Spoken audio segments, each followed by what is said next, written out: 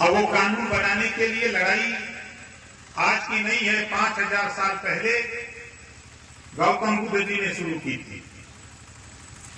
आज के 5000 साल पहले वो लड़ाई गौतम बुद्ध जी ने शुरू की और गौतम बुद्ध जी ने कहा समता, स्वतंत्रता, बंधुत्व और न्याय पर आधारित सबको समता, स्वतंत्रता, बंधुत्व और न्याय सबको मिले। इसी बात को लेकर के गौतम बुद्ध जी ने आंदोलन छेड़ा। उस लड़ाई को आगे बढ़ाते हुए महात्मा ज्योतिबा फूले जब इस देश में वर्ण व्यवस्था बनी, ब्राह्मण, क्षत्रिय, वैश्य, शूद्र, तो यह मनुस्मृति का कानून था। उस कानून में, उस संविधान में व्यवस्था थी कि शूद्रों शिक्षा न देता, शूद्र को शिक्षा न दिया जाए, यादव से लेकर चमार तक शिक्षा न दिया जाए। महिलाओं को, चाहे सामान्य वर्ग की महिला हो, चाहे ब्राह्मण वर्ग की महिला हो, चाहे वैश्य वर्ग की हो, चाहे शूद्र की हो, किसी को पढ़ने लिखने का अधिकार नहीं था। इस लड़ाई को सावित्रीबाई फूले ने संघर्ष छेड़ा। आज हमारे देश की सर्वोच्च कुर्सी पर महामहिम राष्ट्रपति महोदया द्रौपदी मुर्मू जी बैठी हैं, तो ये महात्मा ज्योतिबा फूले, सावित्रीबाई फूले के संघर्षों की देन। उसी लड़ाई को आगे बढ़ाते हुए महाराज जब इस देश में छुआछूत चरम पे था, ऊंच नीच नफरत थी, तो छत्रपति साहू जी महाराज ने अपने राज्य में एक दलित के बेटा से चाय की दुकान खोलवाया, खुद पैसा दिया। चाय की दुकान खोलवा करके कोई चाय पीने नहीं जाता था, इतना छुआछूत था। तो राजा खुद छत्रपति साहू जी महाराज खुद उस दुकान पे जाकर के चाय पीते थे, और जब देखा कि इससे भी छुआछूत खत्म नहीं, तो देश में सबसे पहले 50% आरक्षण अगर किसी राजा ने दिया तो छत्रपति साहू जी महाराज ने अपने राज्य कोल्हापुर में दिया। उसी बात को आगे बढ़ाते हुए हमारे तमाम महापुरुषों ने संघर्ष किया। उसी बीच बाबा साहब डॉक्टर अम्बेडकर जी पैदा होते हैं। बाबा साहब डॉक्टर अम्बेडकर जी ने मौका मिला देश के संविधान लिखने का, कमेटी बनी, समिति बनी, तमाम लोग तितर बितर हो गए, लेकिन मौका मिला बाबा साहब डॉक्टर अम्बेडकर जी को सारे लड़ाई को समायोजित करते हुए वही गौतम बुद्ध जी, महात्मा ज्योतिबा फूले, सावित्रीबाई फूले, छत्रपति साहू जी महाराज के विचारों को समायोजित करते हुए उन्होंने भी समता, स्वतंत्रता, बंधुत्व पर आधारित भारतीय संविधान दिया। बाबा साहब डॉक्टर अम्बेडकर ने वो भारतीय संविधान दिया जिसमें न छुआछूत, न ऊंच नीच, न नफरत। बाबा साहब ने लिखा सबको बराबर का अधिकार होगा, पढ़ने लिखने का अधिकार, रोजगार का अधिकार, नौकरी का अधिकार, एक समान दिया। उदाहरण मैं आपको बता रहा हूं, आप बताओ आज के तारीख पर किसी चाय की दुकान पर छुआछूत है का? बोलो है? चाय की दुकान पर जाओ तो चाय वाला पूछता है कि भैया चालू चाय लोगे कि स्पेशल? वो जाति नहीं पूछता है। आप किसी होटल में चले जाओ रात ठहरने के लिए, तो होटल वाला जाति नहीं पूछता है, एसी या नॉन एसी कमरा पूछता है कि आप ठंडा वाला घर लोगे कि गर्म वाला। होटल वाला पूछता है। इसी बात को बाबा साहब डॉक्टर अम्बेडकर जी ने हमको, आपको वो पावर दिया, वो अधिकार दिया कि आज देश के सारे नेता आपके दरवाजे माथा टेकते हैं। बोलो टेकते हैं कि नहीं टेकते? आपने अपने जो पावर है वोट का, इस वोट के पावर के दम पर आपने जो मांगा नेता वो दिया। आपने जो मांगा नेता वो दिया। अभी तक हमारे साथी नेताओं से कहते थे कि दारू दे दो। बोलो देते हैं कि नहीं देता? बोल रहे हैं वोट के बदले आपने दारू मांगा, वोट के बदले आपने मुर्गा मांगा। नेता ने दारू भी दिया और मुर्गा भी दिया, और दारू पिला के, मुर्गा खिला के 5 साल मुर्गा बना के घुमाते हैं, फिर भी समझ में नहीं आता। अभी हमारे साथी ने पत्र दिया कि हमारे यहां पुल नहीं बन रहा है। कभी आपने पुल के लिए वोट दिया है? कहा? कभी आपने अपने रोजगार के लिए वोट दिया है? कभी नौकरी के लिए वोट दिया है, कभी अपनी सड़क बनवाने के नाम पर वोट दिया है। आपको भावना में वोट देते हैं, यही तेरी दुर्गति का कारण है। ये वोट में वो पावर है, इसी वोट से देखो उत्तर प्रदेश और देश की जनता ने माना कि हमको भगवान राम का मंदिर चाहिए।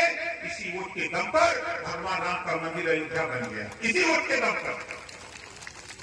लेकिन आपको वोट की ताकत समझ में नहीं आ रही। इसी बात को लेकर हम 21 साल से समझा रहे हैं, गांव गांव जाकर समझा रहे हैं। जहां भी जाता हूं, चाहे वो बंबई का इलाका हो, चाहे गुजरात हो, चाहे आपका कलकत्ता हो, चाहे दिल्ली हो, चाहे तमिलनाडु, केरल, आंध्रा हो, पूरे देश में घूम घूम करके समझा रहा हूं कि जो बात बाबा साहब डॉक्टर अम्बेडकर जी ने पहले पढ़ने पे लिखा, शिक्षित हो, संगठित हो, संघर्ष करो। ऐसा नहीं है। पढ़ाई कहां से हुई? बोलो। अब पैसे के अभाव में आप अपने बच्चे को अच्छी शिक्षा नहीं दिला पाते हो ना? ये बात सही है कि गलत है? पैसे के अभाव में अपने बेटा बेटी को अच्छी शिक्षा नहीं दिला पाते हो। एक आंदोलन मैं 21 साल से कह रहा हूं, घबराओ नहीं, एकता बनाओ, एकता बनाओ। जब इस देश में एक देश एक राशन कार्ड कानून बना है, आपके महाराजगंज नौतनवा का राशन कार्ड उसका है, राशन कार्ड लेके जाएगा, बंबई में भी राशन ले सकता है।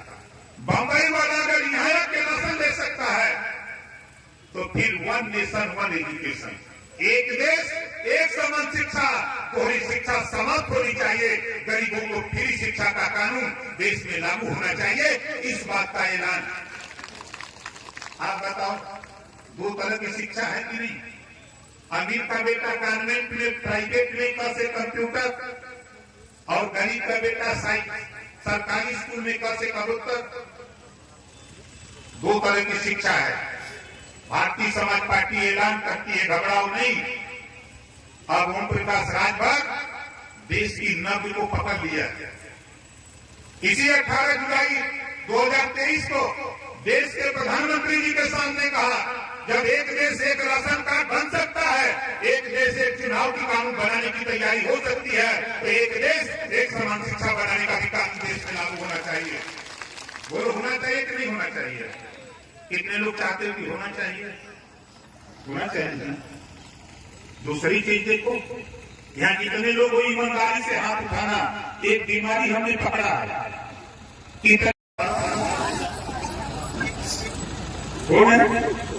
देखो इसी बात को लेके ओम प्रकाश राजभर 18 जुलाई 2023 को प्रधानमंत्री जी के सामने जब मुझसे उन्होंने पूछा कि ओम प्रकाश जी आप बहुत घूमते हो, कभी बिहार, कभी बंगाल, कभी दिल्ली, कभी महाराष्ट्र, कभी गुजरात, कभी कहां चले जाते हो, यूपी तो आपका घर है, आखिर में लोग क्यों आते हैं? हमने उनसे कहा कि मान्यवर, देश में आपकी सरकार ने एक टेंडर दिया स्मार्ट मीटर लगाने के लिए, जो गंगा में टम्बवा लगल बा, समझे थे ना? बिजलिया का जो डब्बा जो में तरवा जुटाई बा, ओकर टेंडर हुआ, एक ठेकेदार ने प्राप्त किया। अब उसके मेट लोग गांव गांव आ गए, उसको तो हो गया कि इतना स्मार्ट मीटर लगाओगे तो इतना रुपया मिलेगा। अब वो गांव पहुंचा, हमने ये बात प्रधानमंत्री जी के सामने कही कि मान्यवर, ठेकेदार का मेट गया गांव में, और गांव वालों से कहा कि भाई ये मीटर लगा लो, तो गांव वालों ने कहा कि फ्री में है। तो गांव वालों से उस मेट कहा कि हाँ फ्री में है। तो गरीब जब फ्री में पा जाए तो टूट पड़ते है कि नहीं है? फ्री में पावे तो टूट पड़े। हमने कहा फ्री का सुन करके हर गरीब अपने मड़ई में, अपने पेड़े में, अपने दुआरे सब जगह ठुकवा लिया। कोई गरीब जो थोड़ा चालाक था तो पूछा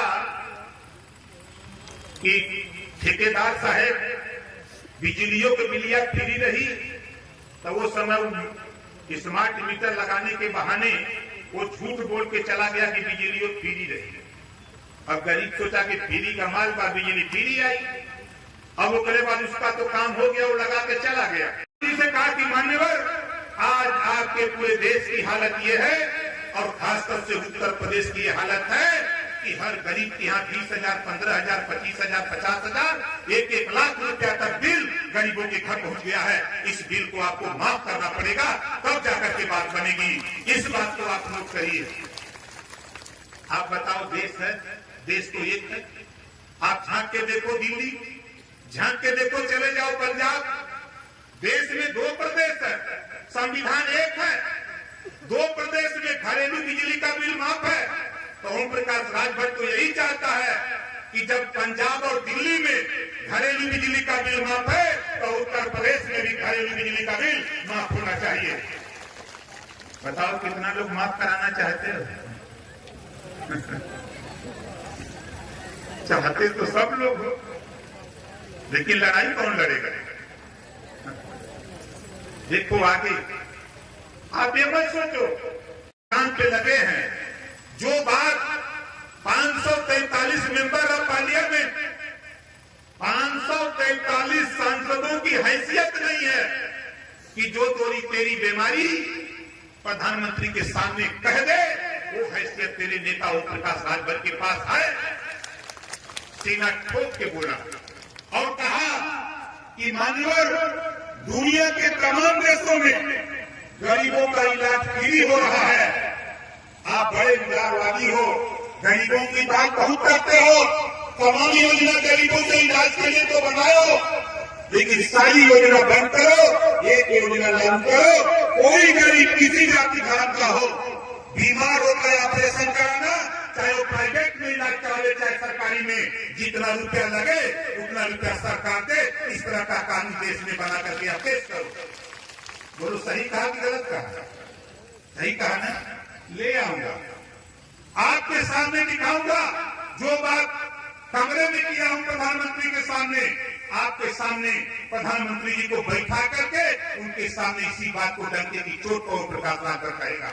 देखिएगा, हम उस मिजाज के हैं। हमारी कोशिश हो रही है, तमाम नौजवान बेकार घूम रहे हैं।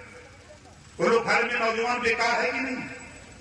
पढ़ लिख करके, नहीं पढ़ा लिखा है तब भी रोजी रोटी के लिए परेशान है ना। हम तो चाहते हैं कि देखो ये कानून पास हो जाता देश में। मैंने प्रधानमंत्री जी से कहा, मान्यवर, एक रोजगार परक शिक्षा का कानून आप बना दो। कक्षा 5 से या कक्षा 4 से मोबाइल बनाना, मोटरसाइकिल बनाना, फ्रिज बनाना, एसी बनाना, कूलर बनाना, पंखा बनाना, इस तरह के 100 विषय बना दो। एक विषय हर बच्चे को पढ़ना अनिवार्य कर दो। उन्होंने पूछा कि इससे क्या होगा?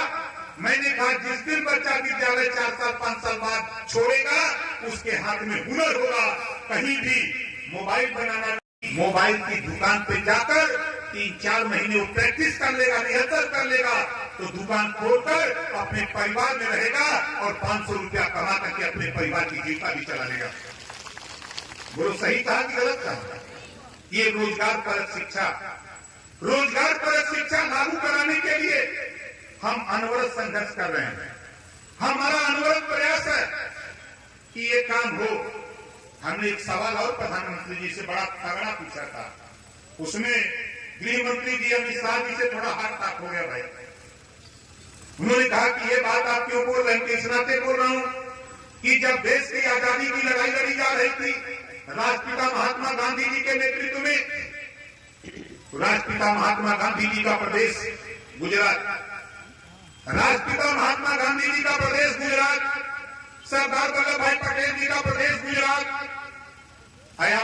आजादी की दीवाने, आजादी की लड़ाई लड़ने वाले लोग कहा करते थे कि जब देश आजाद होगा तो सबसे पहले जो गरीबों के उत्पीड़न का, गरीबों के परेशानी का सबसे बड़ा कारण शराब है। आजादी के बाद जिस दिन सरकार बनेगी देश की, उसी दिन शराब बंद होगी। तो मान्यवर, गुजरात में तो शराब बंद हो गई, फिर उत्तर प्रदेश में शराब क्यों नहीं बंद हुई? इसका जवाब देना पड़ेगा देश और प्रदेश की सरकार को। हम आपसे पूछना चाहते हैं, बताओ, दारू बंद होएगी चाहिए कि नहीं? कितना लोग चाहते हैं कि बंद हो जाए? दोनों हाथ उठाओ। देखा जी, पिए तो नहीं उठाओ।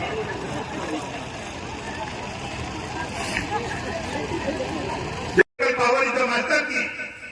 राजनीति एक ऐसी चाबी है जिससे सभी बंद ताले खोले जा सकते हैं। और तारीख में योगी आदित्यनाथ जी मुख्यमंत्री हैं, आपके वोट के दम पर है। आज देश के प्रधानमंत्री माननीय नरेंद्र मोदी जी हैं, तो हमारे आपके वोट के दम पर है। हम आप वोट देना बंद कर दे तो मुख्यमंत्री और प्रधानमंत्री बनना बंद हो जाएगा। ये पावर आपके पास है, आप अपनी बात को करते नहीं। आ गए तो कहें कहा नौजवान आजकल का शिक्षा की बात को कम करता है, दारू की बात ज्यादा करता है ना? नौजवानों देखो, ये समय सुधरने का है, ये समय सुधरने का है। पढ़ो, मेहनत करो। ओम प्रकाश राजभर, आप सोचो मत, विचार करो। बसपा को पीट दिया हूं, एक एमएलए बचा है। कांग्रेस को पीटा हूं, 2 एमएलए यूपी में बचा है। इसी लोकसभा के चुनाव में समाजवादी पार्टी को पीटूंगा, समझ में आ जाएगा। उसके बाद तो लड़ाई समझ लो अब आप, क्योंकि अभी हम हैं दोस्ती की है ना? 24 के बाद खेला होगा, 24 के बाद तो यूपी में खेला होगा, अब बहुत तगड़ा खेला होगा। हम जहां भी रहते हैं सीना ठोक के रहते हैं, हिस्सा चाहिए। अगर मैं मंत्री पद का लालची होता तो मंत्री को बना, क्यों इस्तीफा देता? हम भी जूता लेके, रुमाल लेके जूता पोछते तो हम भी मंत्री बन के रहते। लेकिन मेरा वो मकसद नहीं था।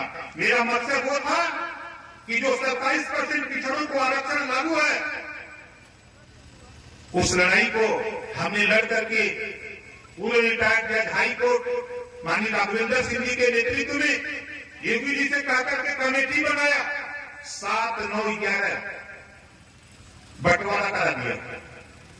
पिछड़ा को 7, अति पिछड़ा को 9, सर्वाधिक पिछड़ा को 11। 100 दरोगा की भर्ती होगी तो 27 पिछड़ी जाति का होगा और पिछड़ी में भी 3 कैटेगरी होगी।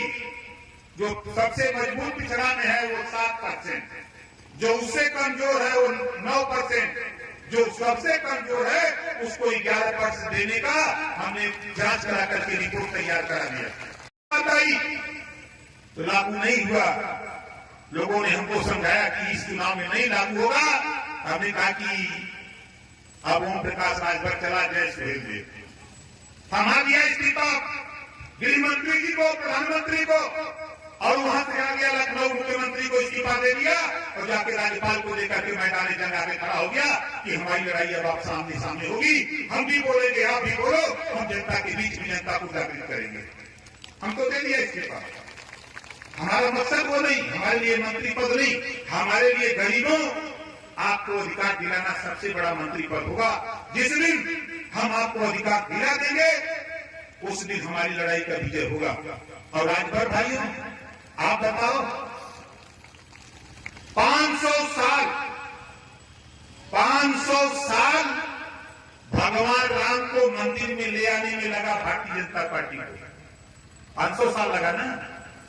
161 साल supreme court, high court, lower court मुकदमा लड़े। देखो ओम प्रकाश राजभर के संगत आपने थोड़ी सी ताकत दिया। 20 साल के अंदर महाराजा सुहेल देव जी को बहराइच में लाकर 50 फुट ऊंची मूर्ति लगवा करके देखवा दिया। ले चलूंगा आपको, अभी उद्घाटन हो जाने दो, ले चलूंगा आपको दिखाने कि जहां हमारे महाराजा सुहेल देव जी 50 फुट ऊंची मूर्ति और 10,000 करोड़ रुपए की लागत से पार्क बनवाया, उसका सौंदर्यीकरण, कुटला नदी जो है उसके नहाने का जो सीढ़ी, सारी व्यवस्था तैयार करा दिया हूं। सिर्फ उद्घाटन होना बाकी है। 20 साल के अंदर ये तेरे संघर्षों की देन है कि तेरे राजा को लाकर के खड़ा कर दिया। बहराइच में कल मैं आ रहा था बस में, जो उतरा तो मुख्यमंत्री जी मिले।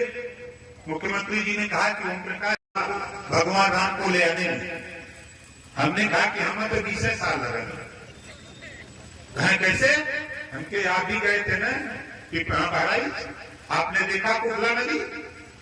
हाँ हाँ, ये तो वही बात सही कह रहे हो। आप नहीं आए होते तो महाराजा सुहेल देव जी की मूर्ति वहां नहीं लगी होगी। ये मुख्यमंत्री कह रहे हैं, 20 साल की देन है। और आज हम तो नौजवानों को बधाई दूंगा। मोटरसाइकिल से आ रहे थे, पीछे मैं देख रहा था, लिखा था राजभर जी, लिखा था। हमारे कुछ नौजवान आ रहे थे मोटरसाइकिल से जुलूस लेके आगे, तो उनके गंजी पर पीछे लिखा था राजभर जी। कल क्या थे? कि पार्टी की देन है साथियों कि आज जो कल तक आप अपमान की दृष्टि देखे जाते थे, आज सम्मान के साथ आप देखे जाते हो। आपको बुलाया जाता है तो सम्मान के साथ बुलाया जाता है। आप देखो टेलीविजन पे कभी नहीं आते थे, लेकिन आज चाहे राष्ट्रीय चैनल हो, चाहे प्रदेश का चैनल हो, चाहे अंतरराष्ट्रीय चैनल हो, जो आप गंजी पर पीछे लिखवाए हो राजभर जी, टीवी पर भी बोला जाता है का हो राजभर जी। बोलो सही है गलत है?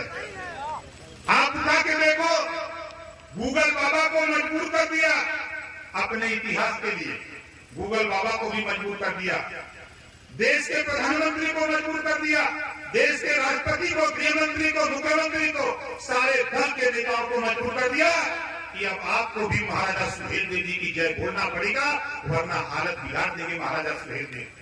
British Broadcasting Corporation of London, जो दुनिया की समाचार एजेंसी है, BBC लंदन, वहां से प्रसारित होता है कि भारत देश में एक ऐसा महाप्रतापी राष्ट्रवीर राजा राजभर महाराजा सुहेलदेव जी पैदा हुआ, जो देश में राष्ट्र की रक्षा के लिए, राष्ट्रीय सुरक्षा के लिए विदेशी आक्रमणकारियों को निस्त नाबूद कर दिया।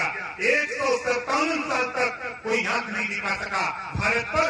ऐसे महाराजा सुहेलदेव जी को इतिहासकारों ने इतिहास में दफना दिया था, लेकिन इतिहासकारों को पता नहीं कि ओम प्रकाश राजभर हनुमान जी के बिरादर है। अब आपको होगा कि आज कैसे बोल रहे हैं। गांव में जब छोटे छोटे बच्चे खेलते मारपीट करते हैं तो बुजुर्ग लोग कह देते हैं जाए भाई भर बानर है सर, वो लोग कह देते हैं ना कि भर बानर है। अब बताओ, अहिल्या और तारा दो सगी बहने, अहिल्या की शादी गौतम ऋषि से होती है, तारा की शादी बाली से। कौन सा बाप कौन सी माँ है जिसके पास दो बेटी हो? एक बेटी की शादी बानर से और एक बेटी की शादी इंसान से कोई करेगा? नल नील अंग जामन सुग्री बाली हनुमान, ये बानर नहीं थे, ये भर बानर। जब हनुमान जी पताल में ले जाकर के हिरावण ले गया था भगवान राम लक्ष्मण को, किसी की हिम्मत नहीं पड़ी, हनुमान जी जाकर के पताल से निकाल करके राम लक्ष्मण जी को ले आए। उसी तरह ओम प्रकाश राजभर हनुमान जी का वंशज पताल से जाकर के लाया महाराजा सुहेलदेव राजभर जी को ऊपर। आज पूरे देश में जय जयकार हो रही है। क्यों हो रही है? जो समाज अपना इतिहास नहीं जानता, अपने बुजुर्गों की कदर नहीं करता, वो समाज कभी तरक्की नहीं कर सकता। इस नाते साथियों, जिस तरह खेत पाने के लिए इंद्रखाल चाहिए, उसी तरह राजपाट चाहने के लिए इतिहास चाहिए। हम इतिहास आपको ला के दे दिए, आप घबराओ नहीं, आपके साथ बड़ी ताकतें इकट्ठा होने जा रही है। अभी आपको पता नहीं होगा, जब मैं जाता हूँ सहारनपुर भाग पर सामने हेटा कावा कन्नौज कासगंज फिरोजाबाद, मैं जाता हूँ झांसी बांदा चित्रकूट हमीरपुर जाना मुंबई, 10-10 हजार 15-15 हजार 5-5 हजार 6-6 हजार लोग इकट्ठा होते हैं और कहते हैं कि नेता हो तो ओम प्रकाश राजभर जैसा। ये लोग बोलते हैं और वो कहते हैं कि नेताजी घबराओ नहीं, हम लोग आपके साथ खड़े हैं, आप संघर्ष करो, हम आपके साथ हैं। वो इस बात का बिल्कुल पूरे प्रदेश में आपका सटा हुआ बिहार में भी हाहाकार मचा दिया इसी लड़ाई को। और माताओं बहनों बुजुर्गों केटाकुल बुजुर्गों नौजवान साथियों, मैं आप लोगों से देखो हाथ जोड़ के एक निवेदन अपील करता हूं कि आपके घर जो बेटी पढ़ रही है, जो आपकी बहन पढ़ रही है, उसको भी राजनीति में ले आओ। जो नहीं पढ़ी लिखी है उसको भी राजनीति में ले आओ। ये मत सोचो कि पढ़ी लिखी नहीं है। राबड़ी देवी बिहार में बिना पढ़ी लिखी अगर वो मुख्यमंत्री बन सकती है, तो हमारी भी बहन बेटी बिना पढ़ी लिखी सांसद और विधायक बन सकती है। इस नाते देखो, मैं आपसे कह रहा हूँ, अभी देश की सरकार किया, लोकसभा और राज्यसभा से कानून पास हुआ कि 100 MLA होंगे तो 33, 30 और 3, 33 महिला, 100 सांसद में 33 महिला, ये कानून पास होने जा रहा है। लोकसभा और राज्यसभा से तो पास हो गया है, ये कानून लागू होने जा रहा है। जिस दिन लागू हो जाएगा फिर हम लोग पिछड़ न जाए, इसके लिए हम आप लोगों से निवेदन करता हूं कि जो हमारी बहन बेटियां पढ़ लिख रही हैं, चाहे वो वही गड़ेरी कुंभी कोई नहीं भार चमार मुसर धोबी पटी पासी केवट बिन मला जो रात दुनिया सारी शेख सैयद पठान चौहान ठाकुर ब्राह्मण बनिया लाला गोड़ खरवार भूमिहार बिहार, हर जाति में गरीब है। गरीब की बेटी बेटा बेटी पढ़ रही है, उसको राजनीति सिखाओ। आने वाले 5 साल के अंदर वो दृश्य बदलने वाला है, ताकि हमारी बहन बेटियां विधानसभा और लोकसभा में जाकर अपनी लड़ाई खुद लड़ सके, तब जाकर के हमारी आपकी बात बनेगी आगे। इस बात को इस नाते कह रहा हूं कि 75 साल बीत गए, हम तरसते थे कि कोई नेता पैदा हो जाए, तरसते थे कि कोई हमको आकर के हमारे विकास की बात करे।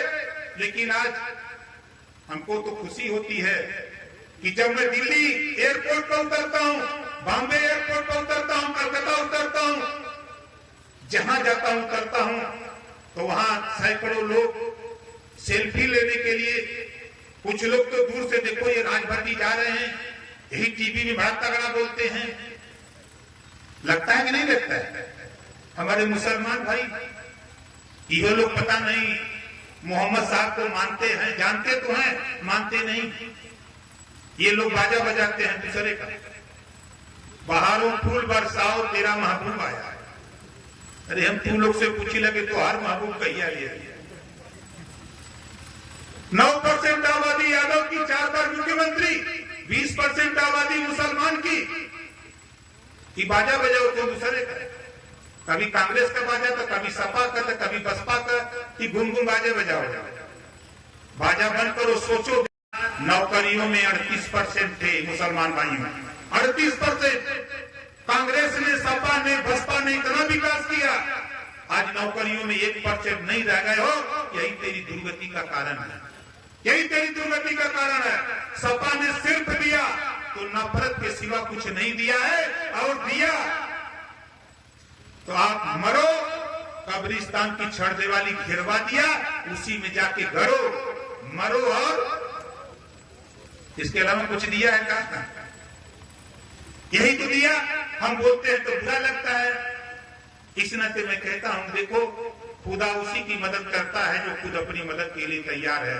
आज ओम प्रकाश राजभर जब अपनी मदद के लिए निकला, गरीबों की लड़ाई को लेकर निकला, आज पूरे उत्तर प्रदेश नहीं पूरे देश में हाहाकार मचा हुआ है। हर पार्टी सोचती है कि ओम प्रकाश राजभर से समझौता हो जाता तो हमारी सरकार बन जाती है। बोलो सही है कि गलत है? हर व्यक्ति सोच रहा है, लेकिन हम भी सोच रहे हैं कि उनके लोगों के पहले दाव हो तो हमारे पहले दाव आ गए। अगर उनके पास दाव है राजनीति का दाव, तो हमारे पास भी दाव है। हमारे पुलिस विभाग के साथी हैं, किसी की जबान नहीं खुलती। ये 18 घंटा, 16 घंटा, 20 घंटा ड्यूटी करते हैं, तब तनख्वाह देने की बात आती है तो 8 घंटा। जब सदन में इनके तनख्वाह बढ़ाने की बात आती है तो किसी नेता का हाथ नहीं उठता। जो विधायक हैं, जो सांसद हैं, इनके हाथ में लकवा मार देता है। जब नेताओं की तनख्वाह बढ़ानी होती है तो दोनों हाथ उठा देते हैं। इस नाते मैं कहता हूं, घबराओ नहीं साथियों। जिस दिन मेरी सरकार बनी, आप 6 घंटा ड्यूटी करोगे, 6 घंटा की तनख्वाह ओम प्रकाश राजभर कानून बना के देने का काम करेगा। मैं तो सदन के अंदर मुख्यमंत्री जी से कहा कि मान्यवर, आप साइकिल अलाउंस देते हो 200, महीने में 30 दिन होता है, एक भी थाने में साइकिल नहीं है, मोटरसाइकिल अलाउंस 300 करो, तो 100 रुपया बढ़ा दिया। फिर मैंने फिरा तो साइकिल हटा करके मोटरसाइकिल अलाउंस 500 किए। फिर फिरा, क्या ओम प्रकाश जी धीरे धीरे बढ़ाऊंगा? हमके नहीं, धीरे धीरे नहीं, अगली सरकार आते का महीना ये हो जाना चाहिए, नहीं तो ओम प्रकाश राजभर को जब खोलेगा विरोध तो आपको भी बुरा लगेगा। मुख्यमंत्री जी, इससे सावधान रहिएगा। ये बात मैंने सदन में कहा। इनके वर्दी भत्ता की बात हो, चाहे भोजन भत्ता की बात हो, किसी मुद्दे पर इनकी लड़ाई की बात हो, तो सदन के अंदर अगर बोलता है 403 विधायकों में, तो ओम प्रकाश राजभर के अलावा किसी विधायक अंदर की हिम्मत नहीं कोई बोल पावे। सब डरते हैं कि हमें टिकट कट जाई, हमें नेतवा ही न करी, हमें मंत्री न बनाई।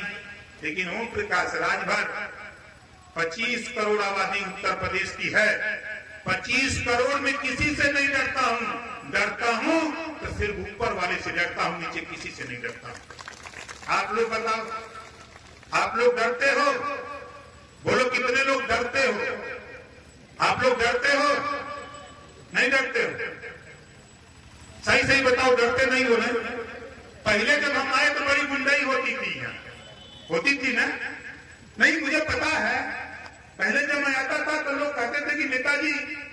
कैसे हम लोग निकले, कोई देख लेगा।